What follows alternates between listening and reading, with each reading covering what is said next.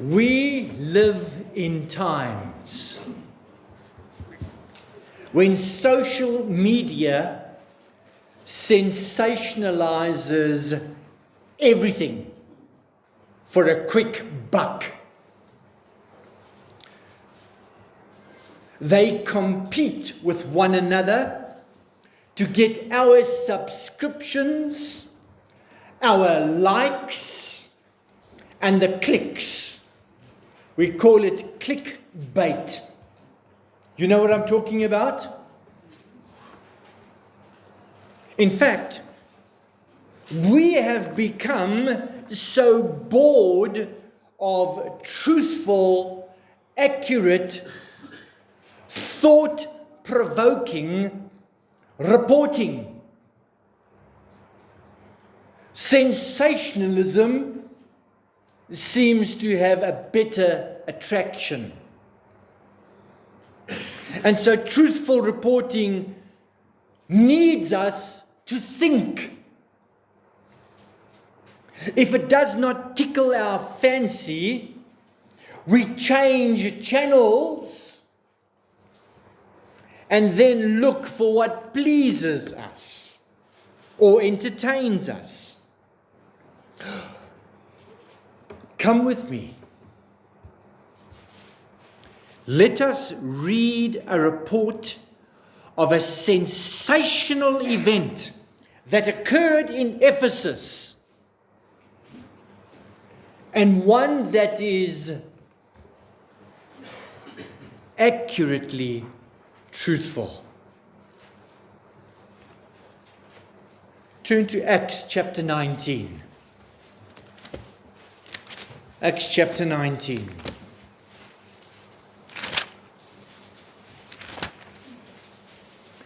I'll read from verse 11. Acts 19, verse 11.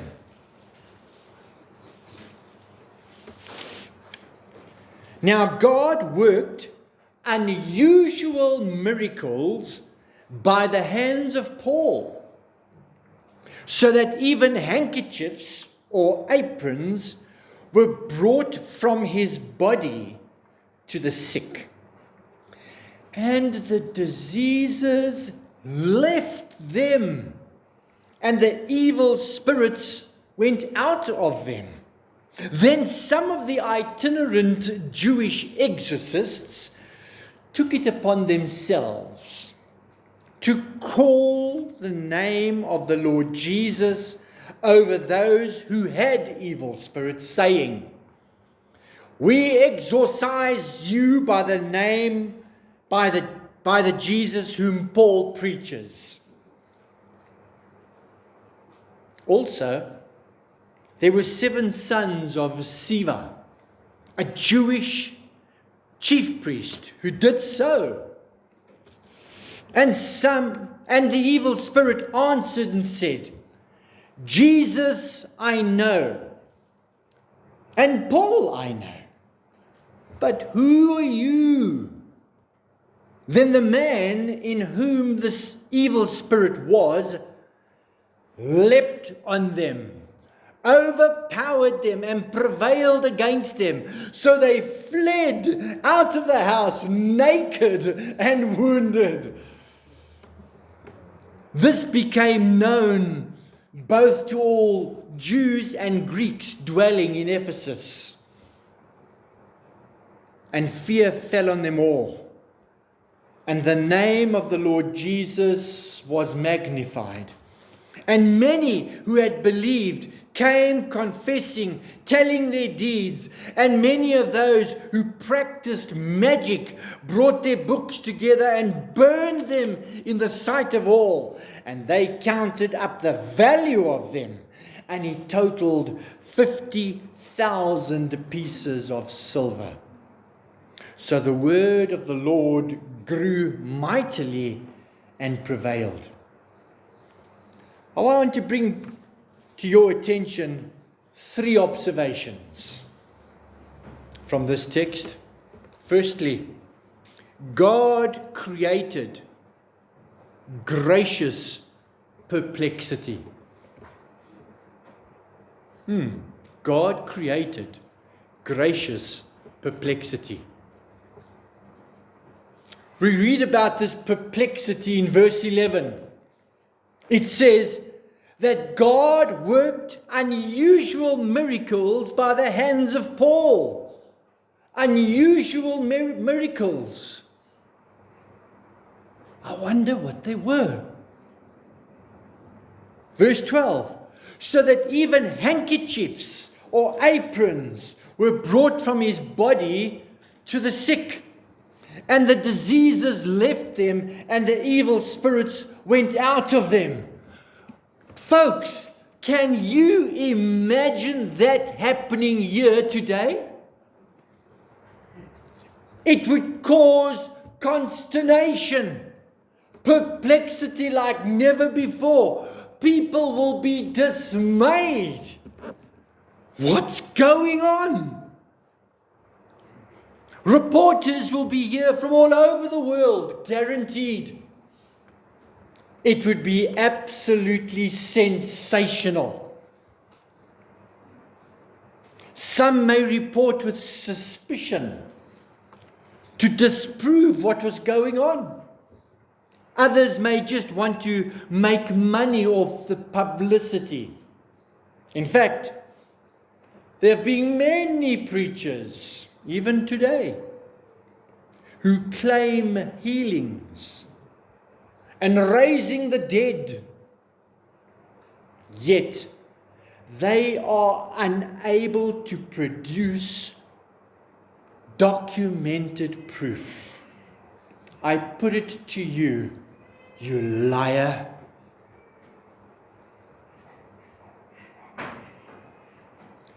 I want to encourage you to see and hear these reports for yourself. Don't take my word for it. Go to our lending library and visit our free lending library and watch the DVD yourself. Hear it for yourself and you decide. These false apostles use Christ's name to exaggerate. Even as I said, lie. But here in Acts, these signs and wonders were authentic, true. They were witnessed, documented. There's no doubt God used Paul to authenticate the gospel he preached.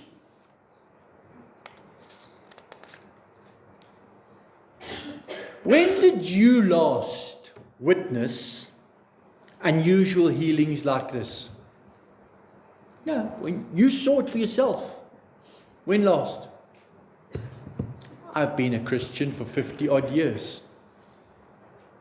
I can't tell you when last.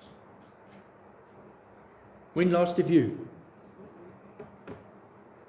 No, let's be reasonable. Really. We've heard about it. We've heard. When last have you seen it? Does he still do it? Absolutely. He does. The Holy Spirit still does. Imagine the Holy Spirit sovereignly causing arthritis and cancer to leave our bodies just like that.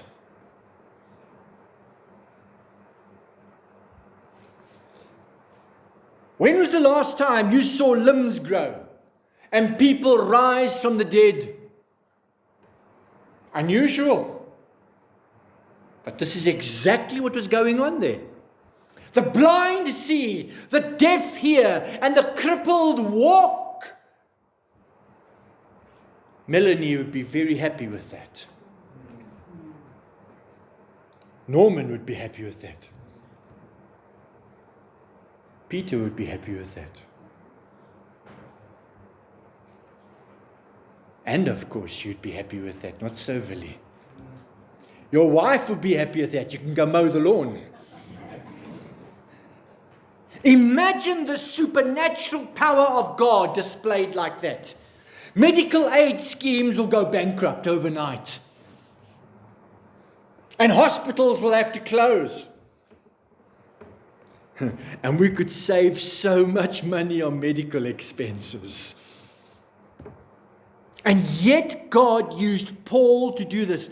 You may ask, why doesn't God do this today?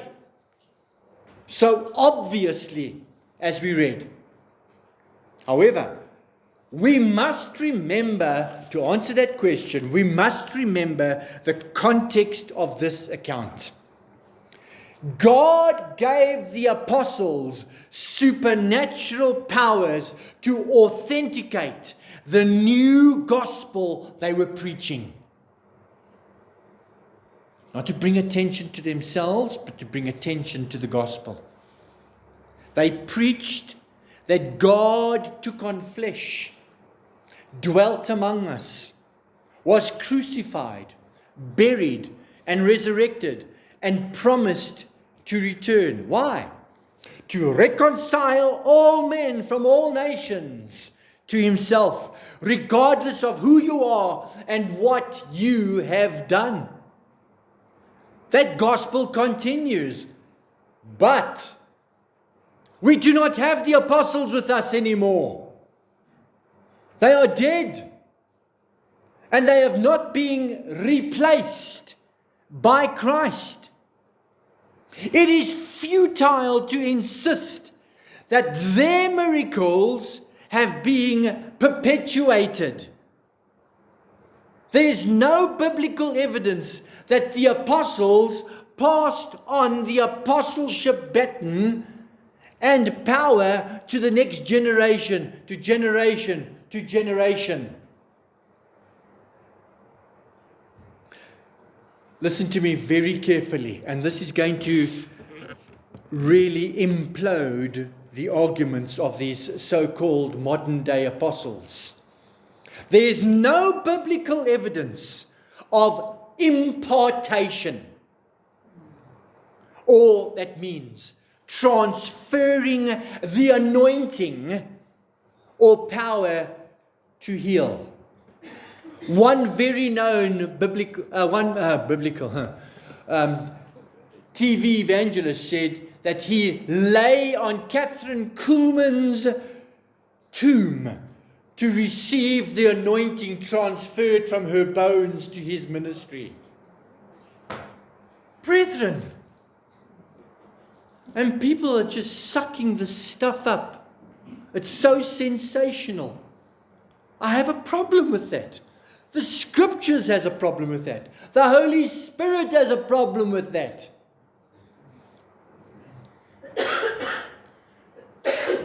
I dare to say it's a doctrine of demons. Notice in verse 11, God worked unusual miracles by the hands of Paul. This was not something that Paul could trade or pass on or impart. This was a sovereign work of God for a specific reason. The second observation is that gospel hucksters will try to cash in on these sensational events. A gospel huckster is someone who tries to sell you something that's not the real deal. So, if you're crippled, the bigger your gift in faith, the bigger your healing. So you better give, brother. That's a gospel huckster. Their gospel is synthetic. It's not accurate. It's an imitation. Dis 'n namaaksel. Look at verse 13. We can see some of the gospel hucksters there. Then some of the itinerant Jewish exorcists took it upon themselves to call the name of the Lord Jesus over those who had evil spirits, saying, "We exorcise you by the Jesus whom Paul preaches." Also, there were 7 sons of Sceva, a Jewish chief priests, who did so. Now, essentially, these 7 sons of Sceva, they took it on themselves to copy Paul and command evil spirits using the name of the Lord Jesus as a magic formula to come out of those who were possessed. Among these Jewish magicians who practiced this were the 7 sons of Sceva. Now, Sceva was the high priest. One day, his 7 sons, can you picture the scene? Actually, I found this quite amusing. Picture the scene. These 7 sons were trying to expel an evil spirit from a single demoniac. They said to the demon, "We rebuke you by the name of Jesus whom Paul preaches." Now notice the spirit's reply in verse 15. "And the evil spirit answered and said, 'Jesus I know and Paul I know. Who are you?' They uttered the words, but they did not have the power, nor the authority, nor the relationship, or the indwelling Holy Spirit. And the demon did not obey." Did the demon, quick question, did the demon obey Paul, or did he obey whom Paul preached? That demon and those miracles happened whom Paul preached, because the Lord worked through the hands of Paul. In fact, the reply of the evil spirit was most illuminating. He said, "Jesus I know and Paul I know, but who are you?" It's like saying, "Who are you? I know Paul, I don't know you. I've never heard about you before. Your name has never been talked about down there in hell headquarters. No one knows you, nor about you." One commentator wrote, he says, "Does anyone know me down in hell? Do the devils know about you? Are they scared of the gospel you herald? Are they frightened by your obedience and faithfulness and zeal and passionate drive to share Christ? Or do they turn upon us? When we preach on Sunday, or when we visit in the streets, or we take our Sunday school class, does the evil spirit say, "I don't know you. You're not even worth my powder and my shot"? It's an old way of saying when they had the voorliers and the powder and the shot. You can carry on, go doing your work. It won't affect me. I'm not going to be upset. And I'm not going to upset headquarters or hell to stop you. So carry on. That's a very challenging thought. What do your enemies think about the gospel you preach? What do your enemies think about the gospel you live, you practice? Do the demons in hell know about the transforming power of the gospel in your life? So when you open your mouth, they shudder. He's going for it again. What are we going to do? He's speaking the truth because he knows what the truth is. Does your testimony, your lifestyle, your ministry frighten them? They break out in a cold sweat. Verse 16 tells us that the man with the evil spirit, and I love this part, leapt on the 7 sons of Sceva, Can you see this single man, 1 against 7? He overpowered them, stripped them, and wounded them. I had a Canadian missionary come and speak to us one day about a guard he had in his house there in Ethiopia, and he was guarding the house. And these robbers came over there to rob the house, and this guard was a thin old man, but he had a stick with him. And when these young guys came over there to rob the house, please forgive me, but this is what he said. He said, this guard hit the snot out of them. Isn't that wonderful?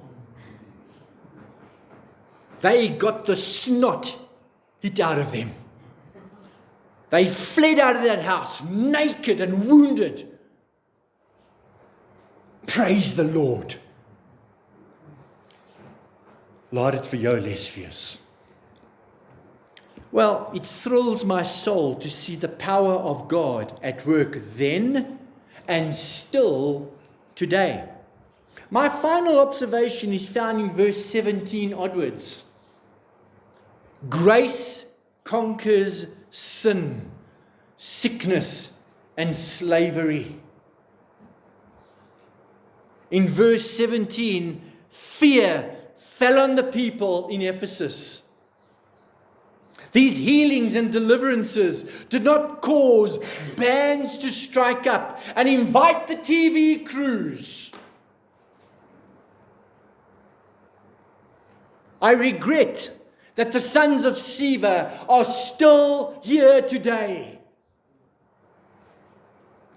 They are presumptuous liars, misrepresenting the gospel, trying to use Christ's name as a formula without the concomitant lifestyle. They do not fear God when they misrepresent Him. They quench the Holy Spirit. In fact, I wonder if the Holy Spirit lives in them at all.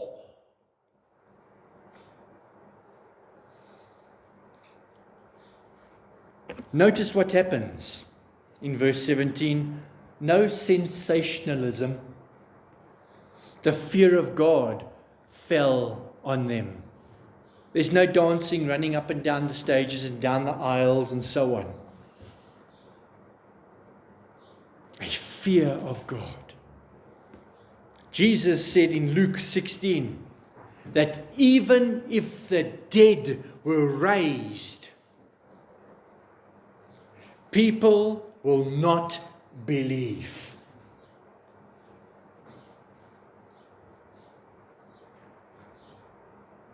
He raised Lazarus from the dead.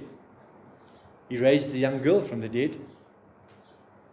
And when he rose from the dead, many were raised from the dead simultaneously with him. And even he, the greatest miracle of all, if you like, rose again from the dead.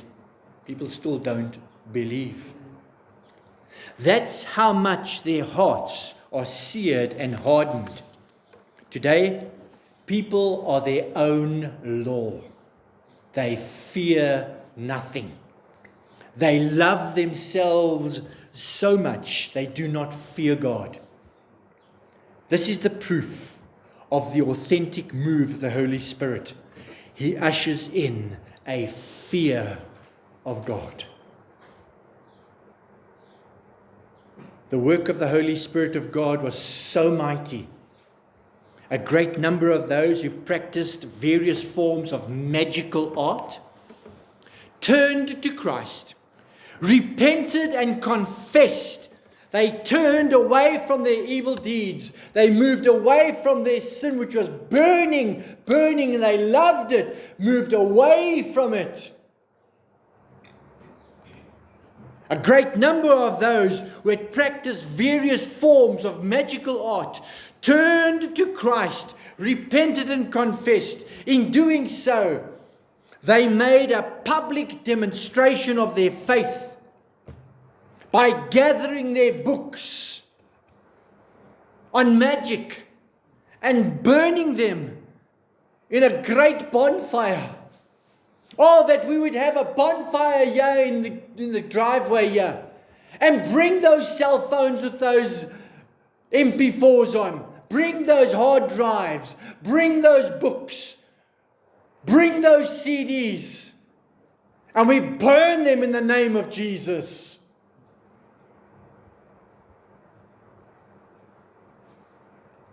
The original cost of those books would have been 50,000 pieces of silver. It's difficult to determine exactly how much there would be in our currency. Some suggest maybe 500,000 rand.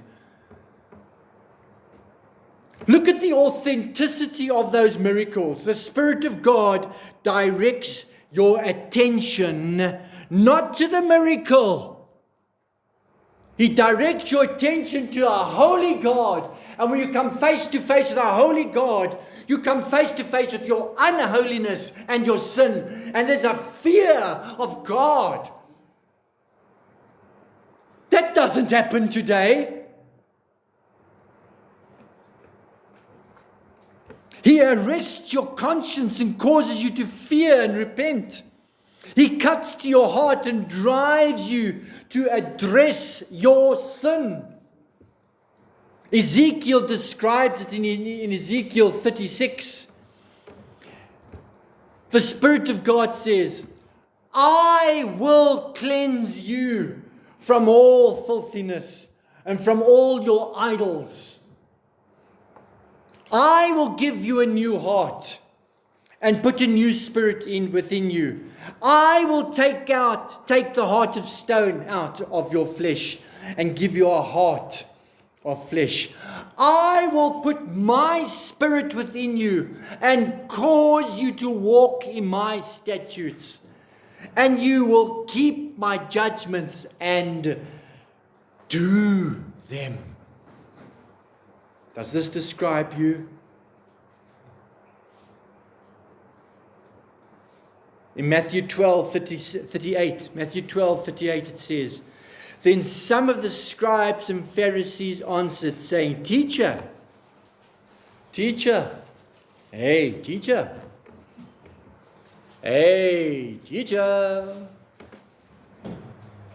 show us a trick. So they followed him looking for a trick and a free meal. That's all it was. What's your motivation of being here today? Looking for a trick? Looking for a free meal? Essentially, they were saying, show us a trick so we can believe in you. Despite all the miracles that Jesus had performed, the scribes and Pharisees had the audacity to ask for another trick. They implied that they would believe if he'd prove himself to be the Messiah. He has spoken. No more.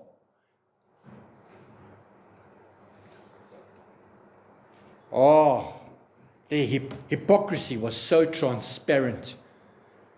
They want theatrics. They want a circus show for Jesus to jump through the hoops at their bidding. They have no compassion for the healing of a demonized blind man who had been unable to speak. No concern for the man with a deformed hand and was totally restored. They want death to their enemies. They want a bolt of lightning to destroy the Roman oppressors. At the very least, someone to show up and cause an uprising. Where was their miracle? This is the miracle they wanted. Jesus could see right through their expectations. He says, only an evil and adulterous generation would demand a miraculous sign. But the only sign I'll give them is the sign of the prophet Jonah. My dear friends, we are in the generation of Jonah again. Just as Jonah was 3 days and 3 nights in the belly of the whale, so our Lord predicted that he would be 3 days and 3 nights in the heart of the earth in a tomb. No, he did not go to hell. He was not born again in hell. He did not go to hell and kick the doors down. He said, today I'll be with you in paradise. Look what happened in Nineveh. When they heard the prophet Jonah call them to repent, they repented with deep grief and fear of God. Our Lord caused a revival. Come tonight to hear about the marks of a revival. And let's examine, is a revival happening amongst us or not? Is a revival happening in you? Yes or no? Jesus said that there is someone greater than Jonah calling them to repent, but they refused. And our generation is just like those Pharisees. They want a sign, a miracle, to prove that Jesus is from God. Jesus seems to be saying, you have all the signs you need in the scriptures already. And they all lead to me. So we've seen that God worked unusual miracles by the hand of Paul for a reason. That reason was overlooked because hucksters of the gospel want to make a buck, get big names, lots of followers, subscribers to their channels, and sell many books. The greatest miracle of all is discounted and treated so casually today. The miracle of the rebirth in Christ.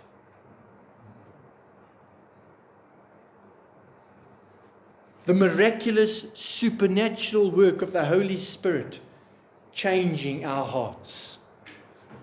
It cannot be accomplished by human effort. Our once dead soul is spiritually resurrected.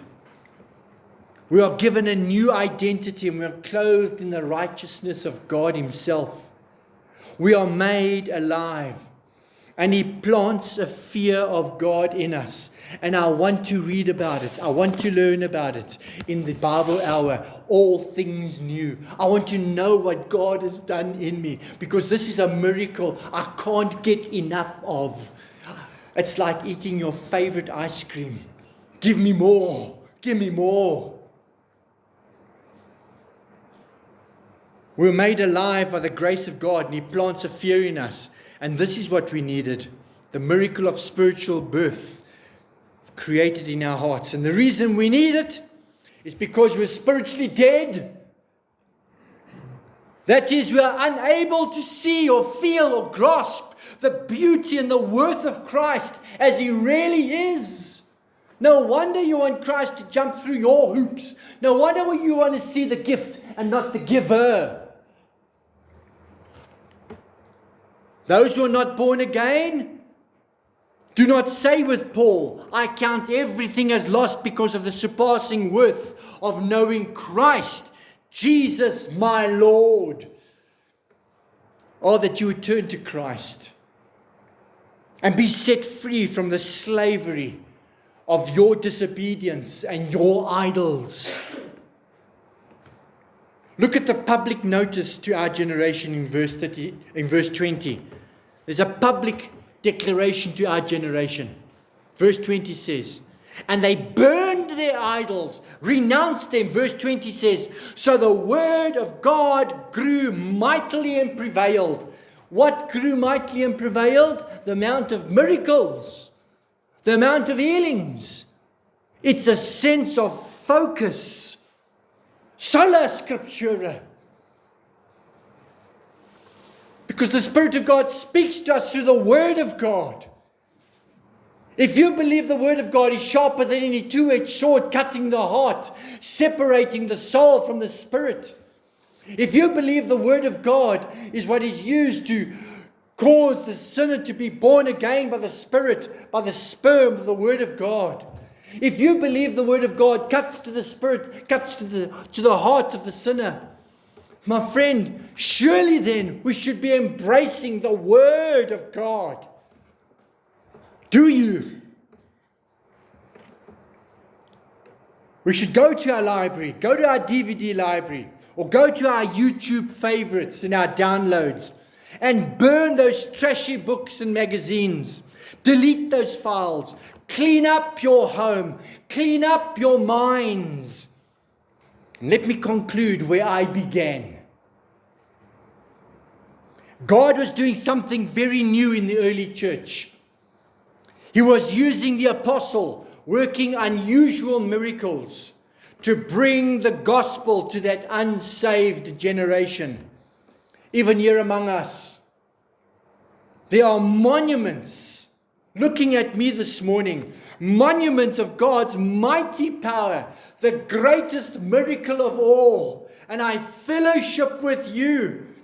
The indescribable miracle of God's love, His calling, His conviction, and His converting of sinners. All I can say to you today, in closing,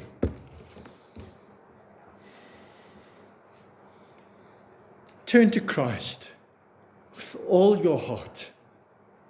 Call upon Him. Today, tomorrow is too late. Today. Father, thank you for your word.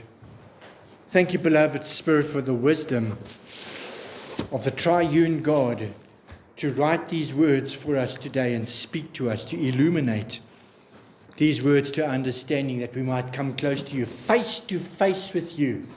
I pray, O God, that as we've come face to face with you today, that we would not leave this place unchanged, unaffected, but that your word would cut to our hearts, cut to our consciences, and say, this far and no further. Come to us, I pray, for Jesus' sake. Amen.